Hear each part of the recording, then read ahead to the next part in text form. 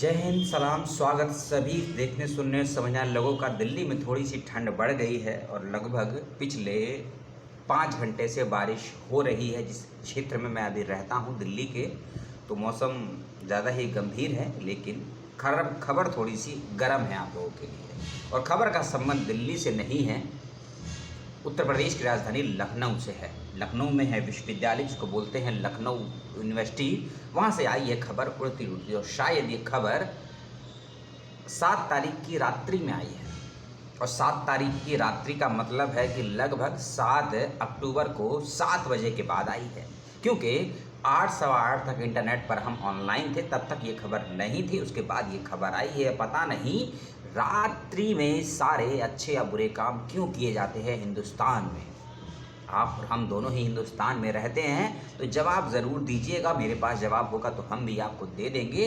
और खबर का संबंध है लखनऊ विश्वविद्यालय के होने वाले पीएचडी के साक्षात्कार को लेकर। उसी की आपसे बातचीत करने वाला हूं। वीडियो पूरा देखिएगा, उसके बाद सवाल पूछिएगा, और शायद सवाल पूछने का मौका ही ना मिले आपको। आपके सभी सवालों का जवाब मैं दे दूंगा। और साथ ही साथ आज रात में या कल रात में इसी विश्वविद्यालय के पीएचडी के साक्षात्कार को लेकर एक लाइव सेशन भी करेंगे आधे घंटे का। यदि आपको उसमें अटेंड होना है तो ज़रूर आइएगा, और कोई सवाल का रह जाता है इस वीडियो के बाद भी तो उसको वहाँ पूछ लीजिएगा, ठीक है। चलिए, सभी डिपार्टमेंट का इंटरव्यू का शेड्यूल आ गया है। कुछ डिपार्टमेंट का रिटर्न का शेड्यूल भी आया है जो बच्चे पार्ट टाइम पीएचडी के हैं। आज का ये वीडियो केवल पार्ट टाइम पीएचडी के बच्चों के लिए है। इसके बाद इस वीडियो का सेकंड पार्ट जो फुल टाइम पीएचडी के बच्चों के लिए होगा, ज़रूर देखिएगा। लेकिन कोई मनाही नहीं है फुल टाइम के बच्चों को देखने के लिए, वो भी देख सकते हैं इस वीडियो को। हो सकता है कुछ काम की बातें आपको मिल जाए, लेकिन आज बात इस वीडियो में केवल पार्ट टाइम पीएचडी लखनऊ विश्वविद्यालय की। यदि आपने लखनऊ विश्वविद्यालय के अलावा किसी और विश्वविद्यालय में अप्लाई किया है पार्ट टाइम पीएचडी के माध्यम से, तो उस वीडियो को वहाँ तक पूरा देखिएगा और इस वीडियो को शेयर जरूर कर दीजिएगा। यदि आपके किसी जानने वालों ने किसी अन्य विश्वविद्यालय पार्ट टाइम माध्यम से पीएचडी अप्लाई किया है, खासकर रिटर्न और इंटरव्यू के प्रोसेस को समझने के लिए। अब आते हैं आपके नोटिफिकेशन पे। एक पेज का नोटिफिकेशन है, बड़ा ही सिंपल नोटिफिकेशन है, ऐसा किसी को नहीं लगता है, मुझे भी नहीं लगता है। तो पहले आप डेट वाइज शेड्यूल को सुन लीजिए कि आपका इंटरव्यू किस दिन होना है, और उसके बाद हम एंट्रेंस की बात करेंगे। केवल एक डिपार्टमेंट ऐसा है, पहली बात है, केवल एक डिपार्टमेंट ऐसा है बिजनेस एडमिनिस्ट्रेशन, जिसका इंटरव्यू और एंट्रेंस अलग अलग डेट पे है। बाकी जितने भी डिपार्टमेंट आए हैं, लगभग 12 डिपार्टमेंट में पीएचडी की सीटें आई थी पार्ट टाइम में, तो 11 डिपार्टमेंट का एंट्रेंस और इंटरव्यू एक ही दिन है, समय अलग अलग है। बस इस बात की भी आपको जानकारी मिल ही चुकी होगी। केवल एक डिपार्टमेंट को छोड़ देंगे, पब्लिक बिजनेस एडमिनिस्ट्रेशन, जिसका 14 अक्टूबर को रिटर्न है और 15 अक्टूबर को आपका इंटरव्यू होना है, ठीक है। चलिए, अब जो इसमें दिया है सीरियल नंबर उसकी बात कर लेते हैं। इंग्लिश 20 अक्टूबर सुबह 10 बजे आप लोगों का एंट्रेंस है, और 20 अक्टूबर दोपहर 12 बजे आप लोगों का इंटरव्यू। साइकोलॉजी 12 अक्टूबर को एंट्रेंस 10 बजे, लगभग एंट्रेंस सभी बच्चों का 10, 11 या फिर 2 बजे के आसपास होगा, ठीक है ना। और पब्लिक एडमिनिस्ट्रेशन 10 अक्टूबर 11 बजे एंट्रेंस, 10 अक्टूबर 1:30 बजे इंटरव्यू। सोशल वर्क 10 अक्टूबर 2 बजे एंट्रेंस, 10 अक्टूबर 4 बजे शाम को इंटरव्यू। वेस्टर्न हिस्ट्री का 11 अक्टूबर 11 बजे एंट्रेंस, 11 अक्टूबर दोपहर 2 बजे इंटरव्यू। अप्लाइड इकोनॉमिक्स 15 अक्टूबर 10 बजे एंट्रेंस, 15 अक्टूबर 1 बजे इंटरव्यू। बिजनेस एडमिनिस्ट्रेशन पहले ही बता दी आपको, रिपीट कर देते हैं। 10 अक्टूबर 10 बजे एंट्रेंस, 15 अक्टूबर सुबह 9 बजे इंटरव्यू, और 15 अक्टूबर को 1 बजे भी इंटरव्यू। 2 शिफ्ट में कर दिया क्योंकि बच्चों की संख्या ज़्यादा है। सीरियल नंबर आप लोग अपना देख लीजिएगा। कॉमर्स 14 अक्टूबर को एंट्रेंस 10 बजे, और 14 अक्टूबर को ही इंटरव्यू 1 बजे।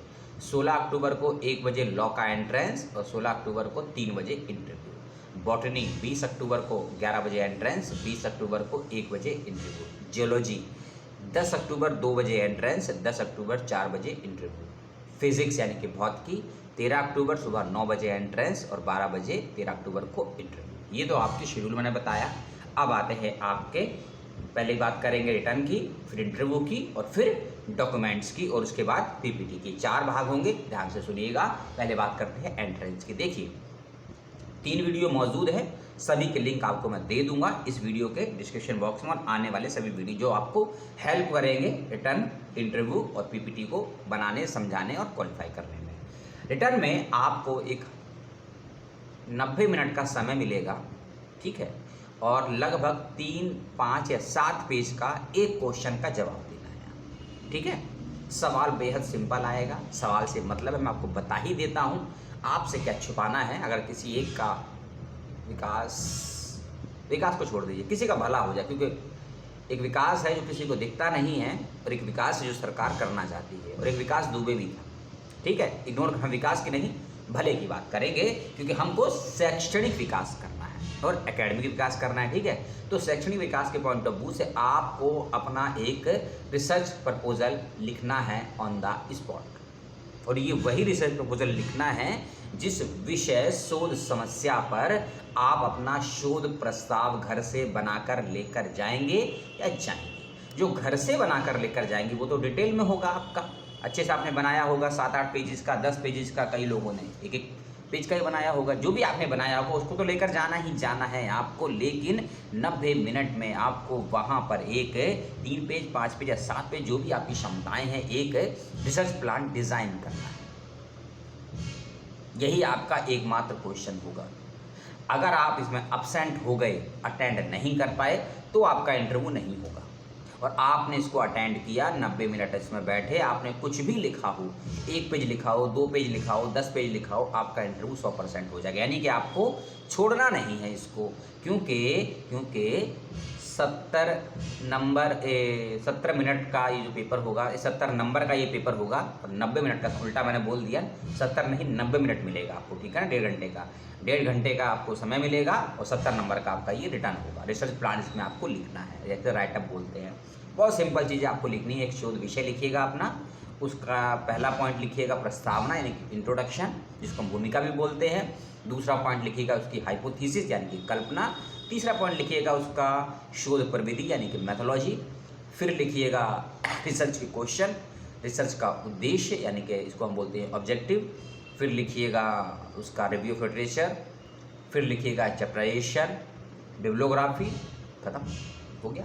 यही सब बातों को आपको अपने रिसर्च प्लान में लिखना है वो 90 मिनट में। अब ठीक है, चलिए एंट्रेंस हो गया आपका। हिंदी इंग्लिश जो भी आपकी भाषा है उसमें लिखिएगा, क्योंकि इंस्ट्रक्शन आपको बता दिए जाएंगे जब आपका एंट्रेंस होगा। और एक और बात, एडमिट कार्ड एडमिट कार्ड नहीं आएगा आप लोगों का, ठीक है। जिसका भी नाम है लिस्ट में वो आपको मालूम चली गया होगा, या डिपार्टमेंट से फ़ोन करके मालूम करिए, या हो सकता है आपको मेल पे भेज दिया गया होगा लिस्ट वगैरह, क्योंकि एडमिट कार्ड को लेकर कोई अपडेट तो है नहीं। पार्ट टाइम वालों के लिए तो हो सकता है आपको डायरेक्ट इंटरव्यू के लिए बुलाया है जब रिटर्न के लिए यूनिवर्सिटी में, तो आपको डिपार्टमेंट ही जाना होगा, वहीं आपका रिटर्न और इंटरव्यू होगा। रिटर्न और इंटरव्यू एक ही जगह पर होगा, ऑफलाइन माध्यम से होगा, ठीक है। 8 मिनट हो गए हैं, 5 मिनट और लूँगा, क्योंकि कम शब्दों में और कम समय में बातों को मैं नहीं रख पाता हूँ, कोई और रख पाता होगा तो उनकी कला होगी, ये मेरी कमजोरी है। रिटर्न के बाद अब आते हैं आपके इंटरव्यू पे। इंटरव्यू से पहले सिनॉप्सिस को लेकर सभी सुनिएगा।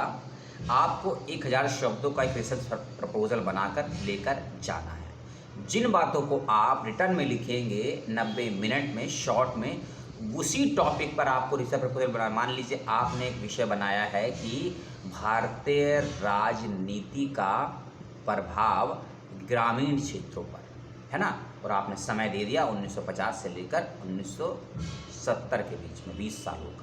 तो आप इसी टॉपिक पर अपना रिसर्च प्लान भी बनाएंगे, और इसी टॉपिक पर आपका जो रिटर्न होगा उस पर अपना एक प्रपोजल भी तैयार कर देंगे ऑन द स्पॉट। टॉपिक में बदलाव नहीं होना चाहिए, हाइपोथीसिस में बदलाव नहीं होना चाहिए। चैप्टराइजेशन ऊपर नीचे हो सकता है, चल जाएगा, बिब्लियोग्राफी ऊपर नीचे चल जाएगी, मेथोलॉजी भी चल जाएगी, लेकिन विषय को चेंज मत करिएगा। जो विषय आपके एंट्रेंस एग्जामिनेशन में आप लिखेंगे वही सिनॉप्सिस का विषय भी होना चाहिए, ठीक है। नेगेटिव मार्किंग वगैरह नहीं, क्वेश्चन आएगा। सिनॉप्सिस टाइप करवा कर लेकर जाइएगा, हाथ से लिखकर मत लेकर जाइएगा, इस बात का ख्याल रखिएगा, ठीक है। और जो भी आप प्लान बनाएंगे, रिसर्च प्रपोजल बनाएंगे, उसको पीपीटी फॉर्मेट में भी आपको बनाना है। और पीपीटी फॉर्मेट का मतलब होता है शॉर्ट फॉर्मेट, यानी कि अगर आपने इंट्रोडक्शन आधे पेज का या 1 पेज का लिखा है, उसी इंट्रोडक्शन को एक स्लाइड में 4 से 5 लाइनों में आपको क्लियर कर देना है, ठीक है। जब आप चैप्टराइजेशन लिखते हैं अपने रिसर्च प्रपोजल में बाय रिटर्न में, लगभग 5 चैप्टर है तो 5 लाइनें होंगी, उसको फिर आप सब टॉपिक्स में बांट देते हैं 1.1, 1.2, 1.3, फिर सेकंड चैप्टर 2.1, 2.3 ऐसे बांटते हैं रिसर्च प्रपोजल। लेकिन पीपीटी में आपको केवल चैप्टरों के नाम लिखने हैं। 5 चैप्टर हैं तो 5 लाइन, 7 चैप्टर तो 7 लाइन। ठीक है, ये एक और स्लाइड हो गई। एक स्लाइड में अपना रिसर्च के जो क्वेश्चन है वो दे देंगे, शोध के प्रश्न क्या हैं, आपके जितने भी प्रश्न होंगे 2 प्रश्न, 4 प्रश्न, 5 प्रश्न, 7, 10 जो भी है उसको स्लाइड में लिख दीजिएगा। तो ऐसे जितने भी आपकी स्लाइड बनती हैं उसको बनाइएगा और 10 से 12 स्लाइड रखिएगा। पॉइंट्स बड़े अच्छे होते हैं, कोई दिक्कत की बात नहीं है। डिस्कशन बॉक्स में मेरा ईमेल आईडी मिल जाएगा आपको। अपना प्रपोजल बनाइए, मुझे मेल कर दीजिए, जो मैंने नई वाली आईडी आपको दी है। पुरानी आईडी मेरी थोड़ी हैंग हो गई है या रिपोर्ट हो गया मालूम नहीं, 1 महीने से आईडी वर्क नहीं कर रही, इसलिए नई आईडी मैंने आपको दी है। डिस्क्रिप्शन बॉक्स में अपना रिसर्च प्रपोजल बनाइए, मुझे मेल कर दीजिए, चाहे आपका पार्ट टाइम है या फुल टाइम है। ठीक है, पीपीटी को बनाइएगा, कलरफुल बनाइए पीपीटी या ब्लैक एंड वाइट बनाइए, कोई फ़र्क नहीं पड़ेगा। ठीक है, ना ही नेगेटिव मार्किंग होगी। पीपीटी बनाते वक्त और प्रपोजल बनाते वक्त ध्यान रखिएगा किसी प्रकार का फोटोग्राफ का, किसी डेटा का यानी कि ग्राफ का, टेबल का यूज़ कम से कम करिएगा। ना करें तो सबसे ज़्यादा अच्छा है आप लोगों के लिए, चाहे आप फुल टाइम में हो या पार्ट टाइम में हो। बिल्कुल सिंपल, सरल, सोबर बनाइएगा। ऐसा मत बनाइएगा कि सोबर के चक्कर में आपसे गोबर हो जाए। ठीक है, वैसे गोबर मुंशी प्रेमचंद के उपन्यास गोदान का एक बेहतरीन पात्र है, जिसको प्यार से बोलते थे गोबर। नाम था उसका गोवर्धन दास, और वर्तमान समय में गोबर बड़ा ही कीमती है, ऐसा सरकार के कुछ नुमाइंदे बताते हैं। अपनी राय आप भी दीजिएगा। चलिए, शेड्यूल हो गया, रिटर्न हो गया, प्रपोजल हो गया, अब आपका डॉक्यूमेंटेशन की बात कर लेते हैं। ये डॉक्यूमेंट के बारे में दोनों ही बच्चे सुनेंगे, जो भी पार्ट टाइम के हैं फुल टाइम के हैं। आपने ये 10th पास किया है उसका मार्कशीट और सर्टिफिकेट साथ लेकर जाना है, ओरिजिनल भी, फोटोकॉपी भी। 12th पास किया है, किया ही होगा, मजाक कर रहे हैं, मजाक में ही लीजिएगा। 12th के मार्कशीट और सर्टिफिकेट, यानी कि जो भी डिग्री आपने पास की है अभी तक, उन सभी की मार्कशीट और सर्टिफिकेट साथ लेकर जाने हैं। अब कमेंट करके मत पूछिएगा कि कौन सी मार्कशीट, फाइनल मार्कशीट। ठीक है, उनकी मार्कशीट भी, सर्टिफिकेट भी, जो भी आपके पास है। ठीक है, 10th, 12th, यूजी, पीजी। ठीक है, हो सकता है कई बच्चों का पीजी का रिजल्ट ना आया हो। ठीक है, यदि आपका पीजी का रिजल्ट नहीं आया है, यदि आपने रिटर्न एग्जामिनेशन दे चुके हैं, 4th सेमेस्टर का रिजल्ट नहीं आया है, उसका प्रूफ तो कुछ होगा ना आपके पास, एडमिट कार्ड वगैरह कुछ होगा, उसको लेकर जाइएगा। ठीक है, यदि आपने एमफिल किया है उसका प्रूफ रखिएगा, और यदि आपने कोई डिप्लोमा या कोई अन्य सर्टिफिकेट कोर्स किए हैं उसके भी सर्टिफिकेट साथ रखिएगा, ओरिजिनल भी, फोटोकॉपी भी। ठीक है, फोटोकॉपी सेट कम से कम 3 करवाइएगा। एक आपके पास रहेगा, एक डिपार्टमेंट में जमा होगा, और एक डॉक्यूमेंट वेरिफिकेशन के समय आपसे मांगा भी जाएगा। ठीक है, तो कम से कम 3 बनाकर जरूर रखिएगा डॉक्यूमेंटेशन का सेट्स, जो मैंने आपको सर्टिफिकेट बताई। इसके अलावा कुछ सर्टिफिकेट और लगेंगे या कुछ डॉक्यूमेंट और लगेंगे, जैसे कि जब आपने अप्लाई किया होगा आपका एक एप्लीकेशन फॉर्म होगा, उसका प्रिंट आउट निकालिएगा कलर में। ठीक है, और क्या था, हाँ, और जो ये रिजल्ट आया है ना, ये शेड्यूल आया पूरा रिटर्न का, ये जो कल रात में आया है, इसका भी नोटिफिकेशन निकाल लीजिएगा। ठीक है, आपने कहीं जॉब तो कर ही रहे होंगे पार्ट टाइम वाले, उसका एक एनओसी होता है, एक सर्टिफिकेट होता है, उसको लेकर जाइएगा, ओरिजिनल भी, फोटोकॉपी भी। ठीक है, आपके एकेडमिक रिकॉर्ड को लेकर, आपके जॉब के रिकॉर्ड को लेकर, आपके रिसर्च के रिकॉर्ड को लेकर कुछ नंबर मिलते हैं ना, 5 नंबर, 7 नंबर, टोटल 20 नंबर का। तो लास्ट वीडियो मैंने बताया था ना कि अगर आपने कहीं 2 साल जॉब किया है तो कितने नंबर मिलेंगे, 5 साल जॉब किया है तो कितने नंबर मिलेंगे, आपने कहीं कोई पेपर पब्लिश करवाया है तो कितने नंबर मिलेंगे, उसको लेकर लास्ट वाला वीडियो ज़रूर देख लीजिएगा। पार्ट टाइम पीएचडी के बच्चे ने तो दिक्कत हो जाएगी। ये सभी डॉक्यूमेंट भी आपको साथ में रखने हैं, सर्टिफिकेट के साथ में।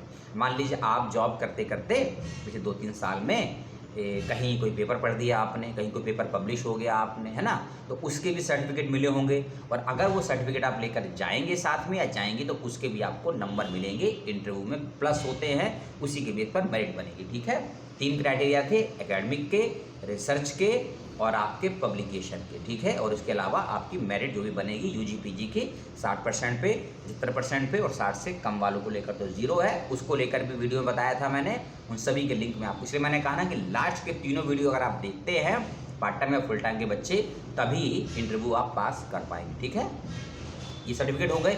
इसके अलावा भी कुछ सर्टिफिकेट होंगे यदि आप एससी हैं, एसटी हैं, ओबीसी नॉन क्रीमी लेयर हैं या ईडब्ल्यूएस है, सभी के सर्टिफिकेट बनाकर साथ रखिएगा। खासकर ओबीसी और नॉन क्रीमी लेयर और ईडब्ल्यूएस के बच्चे ध्यान से सुनेंगे।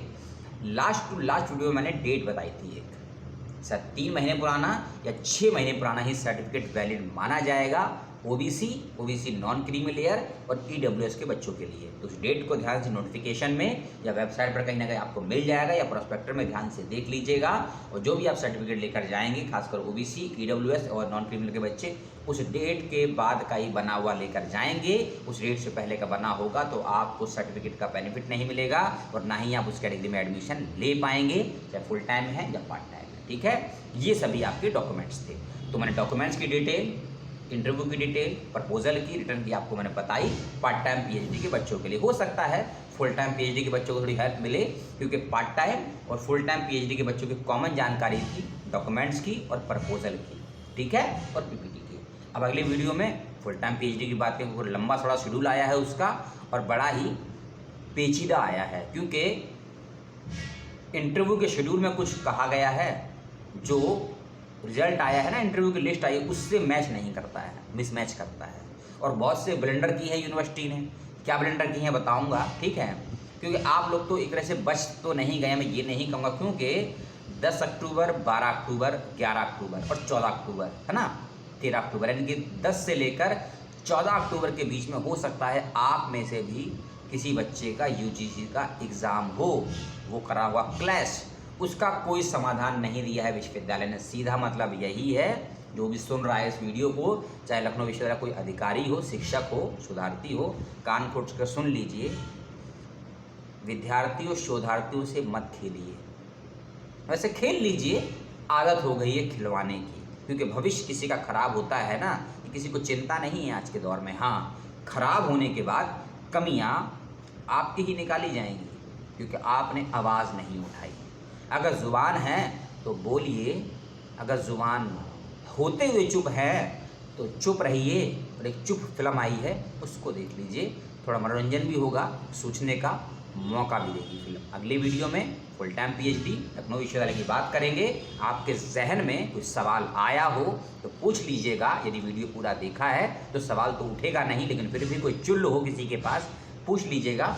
मेरी भाषा के व्याकरण पर मत जाइएगा, मेरे भाव हो और भावों की अभिव्यक्ति के माध्यम पर जाइएगा। और कुछ सवाल हो तो कमेंट बॉक्स में संप्रेषित कर दीजिएगा। जय हिंद।